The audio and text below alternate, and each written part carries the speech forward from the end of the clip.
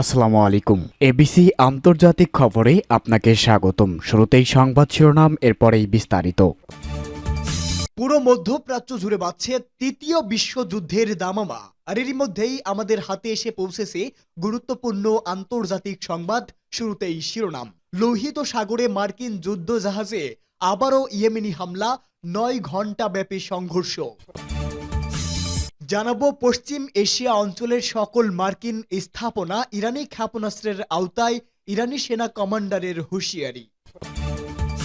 এদিকে বৈঠকে যোগ দিতে সৌদি আরবে সিরিয়ার পররাষ্ট্রমন্ত্রী। জানাবো চাঁদ থেকে সেনা প্রত্যাহার করে নিচ্ছে ফ্রান্স।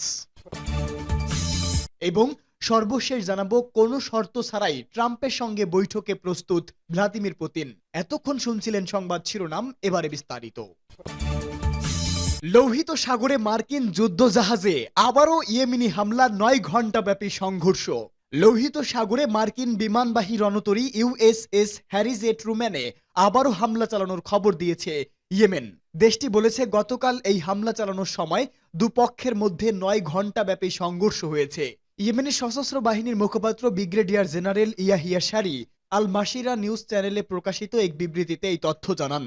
তিনি বলেন, এ নিয়ে হ্যারি ট্রুম্যানের বিরুদ্ধে পঞ্চম দফা হামলা চালালো ইয়েমেন।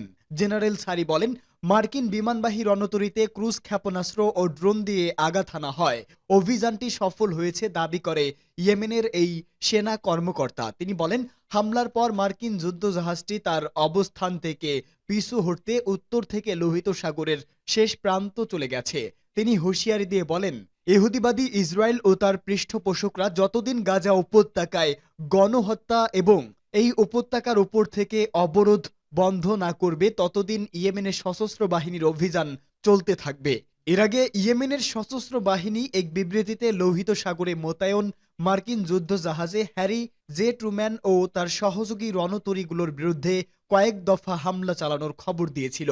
ইহুদিবাদী ইসরায়েল ও আমেরিকার বিরুদ্ধে পঞ্চম দফা অভিযানের অংশ হিসাবে লোহিত সাগরে মোতায়েন মার্কিন নৌবাহিনীর উপর হামলা চালায় ইয়েমেনের সশস্ত্র বাহিনী। লোহিত সাগর ও এর আশেপাশের অঞ্চলকে সমীকরণের জন্য আমেরিকা ও ব্রিটেনকেই দায়ী করেছে ইয়েমেন। দেশটি বলেছে, এই অঞ্চলে বেসামরিক জাহাজ চলাচলে বিঘ্ন সৃষ্টির জন্য ইঙ্গো মার্কিন বাহিনী দায়ী। 2023 সালের অক্টোবর থেকে গাজা উপত্যকার সমর্থনে লোহিত সাগর ও বাব আল মান্দাব প্রণালীতে ইসরায়েল অভিমুখী ও ইসরায়েল থেকে ছেড়ে আসা জাহাজগুলোতে হামলা চালিয়ে আসছে ইয়েমেনের সশস্ত্র বাহিনী। পশ্চিম এশিয়া অঞ্চলের সকল মার্কিন স্থাপনা ইরানি ক্ষেপণাস্ত্রের আওতায়, ইরানি সেনা কমান্ডারের হুঁশিয়ারি। পশ্চিম এশিয়া অঞ্চলে আমেরিকান সেনা ঘাঁটি সহ দেশটির সকল স্থাপনা ইরানের সশস্ত্র বাহিনীর হামলার আওতায় রয়েছে বলে হুঁশিয়ারি দিয়েছেন ইরানের সেনাবাহিনীর স্থল বাহিনীর commander brigadier general Kioumars Heydari. তিনি বলেছেন, ইরান তার জাতীয় নিরাপত্তার প্রতিটি যে কোনো হুমকি মোকাবেলায় সার্বক্ষণিকভাবে প্রস্তুত রয়েছে। জেনারেল হায়দারি গতকাল দেশের দক্ষিণ পশ্চিমাঞ্চলে সেনা কমান্ডারদের সঙ্গে এক বৈঠকে এই হুঁশিয়ারি উচ্চারণ করেন। তিনি বলেন, ইরাকের আইন আল আসাদে অবস্থিত মার্কিন সেনা ঘাঁটি এবং ইসরায়েলের বিভিন্ন সেনা ঘাঁটিতে ইরান যে ক্ষেপণাস্ত্র হামলা চালিয়েছে, সে ধরনের হামলা চালানোর সাহস বিশ্বের আর কোনো সেনাবাহিনীর ছিল না। ইরানের স্থল বাহিনীর কমান্ডার বলেন, মধ্যপ্রাচ্যের প্রতিটি মার্কিন স্থাপনা ইরানের হামলার আওতায় রয়েছে এবং এসব স্থাপনায় হামলা চালানোর ক্ষমতা ও ইরানের রয়েছে। শত্রু ইরানের বিরুদ্ধে একটি হাইব্রিড যুদ্ধ চালাচ্ছে বলে সতর্ক করে দেন জেনারেল হায়দারি। তিনি বলেন, শত্রুরা বিশ্ব জনমতকে নিজের সামরিক শক্তি সম্পর্কে বিভ্রান্ত করে তার অবৈধ স্বার্থ হাসিল করার লক্ষ্যে হাইব্রিড ও মনস্তাত্ত্বিক যুদ্ধ চালায়। যে কোনো হুমকি মোকাবেলায় সবসময় ইরানের সশস্ত্র বাহিনী প্রস্তুত রয়েছে বলে তিনি উল্লেখ করেন। জেনারেল হায়দারি বলেন, তিনি শত্রুর আক্রমণাত্মক ও প্রতিরক্ষামূলক যে কোনো পদক্ষেপের ব্যাপারে সতর্ক থাকতে ইরানি সেনা কমান্ডারদের প্রতি আহ্বান জানান। আমেরিকা 2020 সালের 3 জানুয়ারি ইরাকের রাজধানী বাগদাদে ড্রোন হামলা চালিয়ে ইরানের কুদস ফোর্সের তৎকালীন কমান্ডার লেফটেন্যান্ট জেনারেল কাশেম সোলাইমানিকে হত্যা করার পর ওই মাসেই আইন আল আসাদ সেনা ঘাঁটিতে ক্ষেপণাস্ত্র হামলা চালিয়েছিল ইরান। এছাড়া গত 15 মাসে গাজা উপত্যকায় ইহুদিবাদী বাহিনীর গণহত্যা চলাকালে ইসরায়েলের বিভিন্ন সামরিক ঘাঁটি লক্ষ্য করে 2 বার ক্ষেপণাস্ত্র ও ড্রোন অভিযান চালিয়েছে তেহরান। বৈঠকে যোগ দিতে সৌদি আরবে সিরিয়ার পররাষ্ট্রমন্ত্রী। সিরিয়ার পরিস্থিতি নিয়ে মন্ত্রী পর্যায়ের বৈঠকে অংশ নিতে সৌদি আরবের রাজধানী রিয়াদে পৌঁছেছেন সিরিয়ার পররাষ্ট্রমন্ত্রী আসাদ আল শাইবানি। তুরস্কের বার্তা সংস্থা আনাদুলু এজেন্সি এক প্রতিবেদনে এই তথ্য জানিয়েছে। সৌদি আরবের সরকারি বার্তা সংস্থা এসপিএ অনুসারে আসাদ আল শাইবানিকে সৌদির উপপররাষ্ট্রমন্ত্রী ওয়ালিদ আল ক্রেইজি স্বাগত জানান। রোববারের এই বৈঠকে তুরস্ক, ইরাক, লেবানন, জর্ডান, মিশর, ব্রিটেন, জার্মানি, ইতালি ও যুক্তরাষ্ট্রের শীর্ষ কূটনৈতিকদের পাশাপাশি উপসাগরীয় সহযোগিতা পরিষদের সদস্যদেরও অংশগ্রহণের কথা রয়েছে।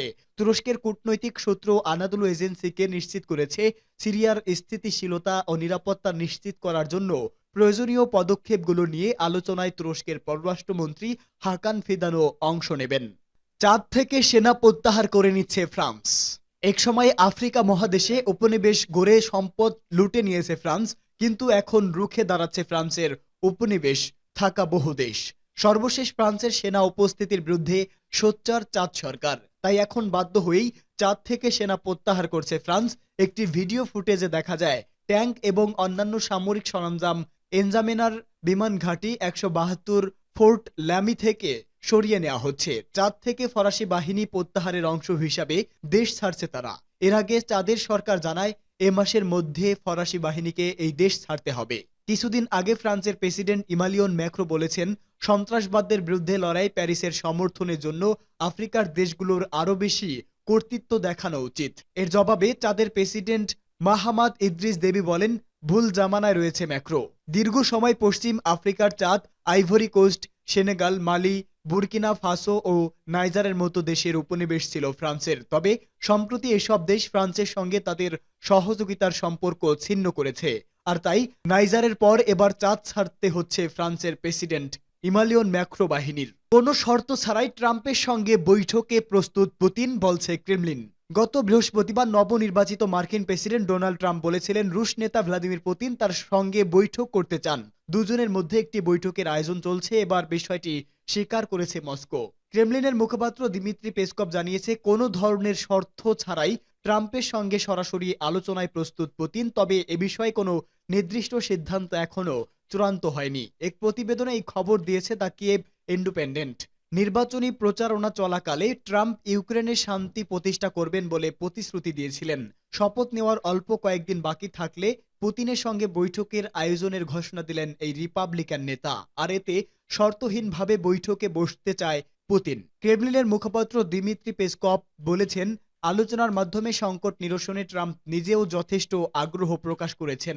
তার এই আগ্রহকে স্বাগত জানায় মস্কো। তবে এই মাসের শেষের দিকে তার অভিষেকের পরেই কোনো মুখোমুখি বৈঠকের পরিকল্পনা করা হবে। পেসকভ বলেন, কেবলমাত্র পারস্পরিক ইচ্ছা ও বিদ্যমান সমস্যাগুলো সংলাপের মাধ্যমে সমাধানের রাজনৈতিক সদিচ্ছাই প্রয়োজন। তিনি আরো বলেন, আমরা দেখছি যে ট্রাম্পও সমস্যা সমাধানে সংলাপের মাধ্যমে প্রস্তুতি ঘোষণা করছেন।